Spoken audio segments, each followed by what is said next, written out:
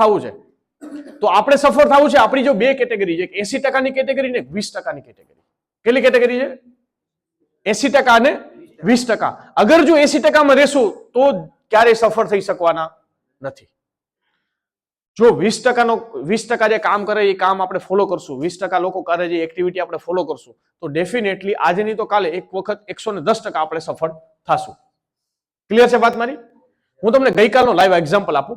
ગઈકાલે મારી પોરબંદરમાં ટ્રેનિંગ હતી. ટ્રેનિંગ પૂરી થઈ એટલે હું અને સમીર સૈયદ સર અમે ચા પીવા બેઠા. મેં કીધું સર એક જગ્યાએ તમને ચા પીવા લઈ જાઉં. તો હું એક જગ્યાએ પોરબંદર મેં ચા પીવા લઈ ગયો અને એકદમ મતલબ નાની દુકાન હતી. મને કહે સર અહીંયા ચા પીવા. મેં તમે આવો. સમીર સરની એકદમ નાની દુકાન હતી. અમે અંદર બેઠા એટલે સમજો તમે કે ત્યાં પર મજૂર વર્ગ જનરલી ચા પીતો હોય, સામાન્ય માણસ, મતલબ કોઈ એકદમ પ્રોફેશનલ વ્યક્તિ ત્યાં ચા પીવા ના આવે. મને કે તમે યાર અહીંયા ચા. મેં તમે હાલો તો ખરા. અંદર બેઠા અમે. મેં ઓલા ભાઈને કીધું ભાઈ 2 કપમાં ચા મંગાવજે. અને એ કપમાં પ્લાસ્ટિકનો કપ નહીં, પેલો કાચનો કપ આવે ને એમાં. મેં કીધું એમાં ચા તું મંગાવજે લઈને. મેં ચા પીતા પીતા સમીર સરને એક વાત કીધી. મેં કીધું સમીર સર હું જ્યારે પોરબંદર આવું ને ત્યારે હું આ જગ્યાએ ચા પીઉં છું. એનું કારણ એટલા માટે મેં કીધું મેં જ્યારે ફિલ્ડમાં ચાલુ કર્યું હતું ને, કામ ચાલુ કર્યું હતું ને, ત્યારે હું આખા દિવસમાં ખાતો નહીં. આ દુકાને બેસીને ચા ને બિસ્કિટ ખાતો અને ચા ને બિસ્કિટ ખાઈને દિવસ કાઢતો અને મીટિંગની અંદર જાય બેસીએ ને ત્યારે કોન્ફિડન્સ હોય 3.5 લાખનો. 3.5 લાખનો કોન્ફિડન્સ હોય. આ જગ્યાએ બેસતો, આ જગ્યાએ હું બેસી અને ચા ને બિસ્કિટ ખાતો. આખા દિવસના ખાવાના રૂપિયા ન હોય આપણી પાસે, કેમ કે આપણી પાસે એટલું કઈ હતું નહીં સેટઅપ.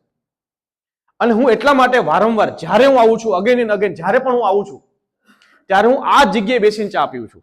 રીઝન, હું ક્યાંથી ઊભો થયેલો હતો, મેં કઈ જગ્યાએથી શરૂઆત કરેલી હતી, એ મને કોઈ દિવસ મારી ભૂલાવાની નથી અને એ ક્યારે ભૂલવાની નહીં. તમે ક્યાંથી ઊભા થયા છો, તમે કઈ પરિસ્થિતિમાંથી ઊભા થયા છો, એ જ લાઈફમાં ક્યારે ભૂલવાનું નહીં. વાત ક્લિયર થાય છે?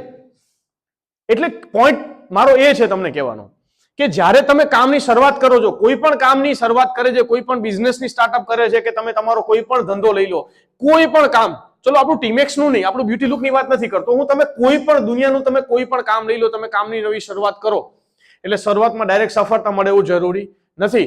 પણ જો તમે વિચારો છો શું એ સમયે, તમારી થિંકિંગ પ્રોસેસ શું છે, તમારું વિઝન શું છે, તમારો ગોલ શું છે, તમારી મહેનત કેવી છે, એ આધાર રાખશે કે તમે કેટલી ઝડપથી સફળતા તરફ પહોંચશો. રાઈટ? એટલે ગઈકાલે મેં તમને કેમ વાત કીધી કે ભાઈ હું એ ચાની જગ્યાએ જ્યાં ચા પીધો બેઠો, હું સમીર સર 10 મિનિટ અમે બેઠા, ચા પીને પછી અમે નીકળ્યા ત્યાંથી. એટલે મેં ઓલા ભાઈને કીધું હતું, મેં 5 વર્ષ પહેલા અહીં આવતો ચા પીવા, તમને યાદ નહીં હોય પણ મને યાદ છે. મેં કીધું તો સાહેબ અત્યારે તમારો સમય છે ને, કદાચ તમારો સાથ ના આપે, અત્યારે તમારો સમય છે કદાચ તમારા ફેવરમાં ના હોય, તો જરા પણ ચિંતા કરતા નહીં, બિલકુલ ચિંતા નહીં કરતા સાહેબ. મહેનત કરજો. કુદરત તમારી કસોટી લે છે. કુદરત ક્યારેક કસોટી લીધા વગર કોઈ માણસને કોઈ વસ્તુ આપતો નથી. અગર જો તમને સફળતા ડાયરેક્ટ ઓન ધ સ્પોટ ના મળતી હોય, સર 1.5 વર્ષ એવું હતું, 1.5 વર્ષ જેમાં હું લોકોને મળું છું, વારંવાર લોકોને મળું છું, લોકોને અપ્રોચ કરું છું, સર આવો સાથે મળીને કામ કરીએ. વારંવાર એક માણસ રેડી ન થાય કામ કરવા માટે. હવે તમે વિચાર કરો ક્યાં હદ સુધીની માણસની માનસિક સ્તર ઉપર કયા લેવલનું ડિસ્ટર્બન્સ થયું હશે. વિચાર કરો તમે એકને કામ મળો છો 1.5 વર્ષ સુધી. મેં કન્ટિન્યુઅસલી લોકોને અપ્રોચ કરેલો હતો, કન્ટિન્યુઅસલી લોકોને મળતો કે સર આવો સાથે મળીને સ્ટાર્ટઅપ કરીએ, સર આવો આ રીતે કામ કરીએ, સર આવો આ રીતે કામ કરીએ, હું તમને સપોર્ટ કરીશ, આમ હા તે આના. કન્ટિન્યુઅસલી 1.5 વર્ષ સુધી મેં કામ કર્યું. કોઈ વ્યક્તિઓ મારી સાથે બિઝનેસ સ્ટાર્ટ કરવા માટે રેડી થતા નહીં. અને અત્યારે સીન કેવો છે, મારી પાસે ઇન્સ્ટાગ્રામમાં ડીએમ નું એક ભરેલો છે કોથળો બધો કે મારે કામ કરવું છે, તમે કરો છો નહીં. મેં કહ્યું ભાઈ હમણાં હું ફ્રી નથી, નેવરો થાય તે કઈ 2026 થાવ કદાચ 27 થાવ, નક્કી નથી કઈ નેવરો થાવ. વાત સમજો તમારી? તો જ્યારે કુદરત તમારી કસોટી લેતી હોય ને ત્યારે છે ને એવું બની શકે ક્યારેક 6 મહિના જતા રહીએ, ક્યારેક વર્ષે જતું રહીએ, અને ક્યારેક બની શકે કે એની અંદર 1.5 વર્ષ જતું રહીએ. મારે 1.5 વર્ષ થયું હતું ટીમ બનાવતા. અને ત્યારે તમારી અગ્નિ પરીક્ષા થતી હોય, કસોટી થતી હોય, અને એ સમયની અંદર જો તમે હસતા હસતા ઝેલી જાઓ ને એટલે તમારી અંદર એક માણસનું નિર્માણ થાય. અને એ માણસનું નિર્માણ થાય ને, એ માણસ પછી જે કામ કરવાની શરૂઆત કરે ને એની દુનિયાની કોઈ તાકાત ના રહી શકે, કેમ કે એ માણસ હારીને ઉભો થયો હોય. જે માણસોએ એ જીવનમાં અનહદ ઠોકરો ખાધી લીધી હોય, જે માણસે પોતાના જીવનની અંદર એટલી બધી ઠોકરો ખાધી છે અને ઠોકરો ખાઈને ઉભો થયેલો છે, પછી એ માણસને દુનિયા અથવા તો બીજી બહારની કોઈ પણ વસ્તુ પાડી શકતી નથી. કેમ કે એના જીવનમાં ઠોકરો જેટલી લાગી ગઈ હોય.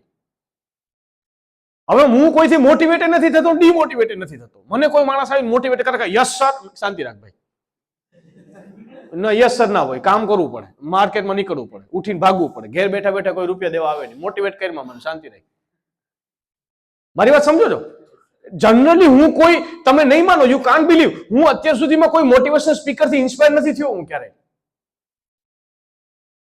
એટલી બધી મોટિવેશનલ ટ્રેનિંગો આવી કે હું ઇન્સ્પાયર નથી થતો, હું મોટિવેટ નહીં થતો. તમે નહીં માનો, હું મોટિવેટ, મને કોઈ મોટિવેટ કરે, મોટિવેટ, હા હું હા પાડું, એને ખોટું ન લાગે એટલે યસ સર કરું. પણ મનમાં વિચારતો ભાઈ આ શું જરૂર છે આની? સમજો છો મારી વાત? કેમ મોટિવેટ નથી થતો? કેમ કે જે એવી પરિસ્થિતિ હતી ત્યારે મને દુનિયા આખી મોટિવેટ કરીને જતી હતી, ત્યારે સાલું કોઈ સપોર્ટ નહોતું આપતું.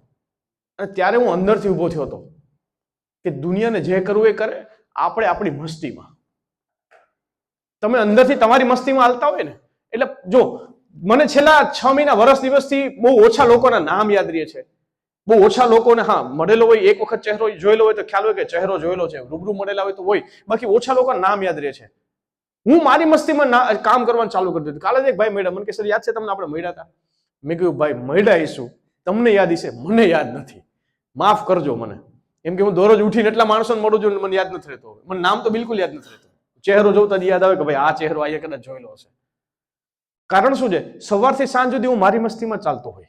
મારે શું કરવું છે? વાત ક્લિયર થાય છે? હલો, મારા પપ્પા, હવે તો મારા પપ્પા મને ફોન કરે ને ત્યારે એવું વિચાર, એ મને પેલા એવું કે ભાઈ તું ક્યાં છો? હું કોઈ ટ્રેનિંગમાં છું. એ પૂછે કઈ જગ્યાએ છો?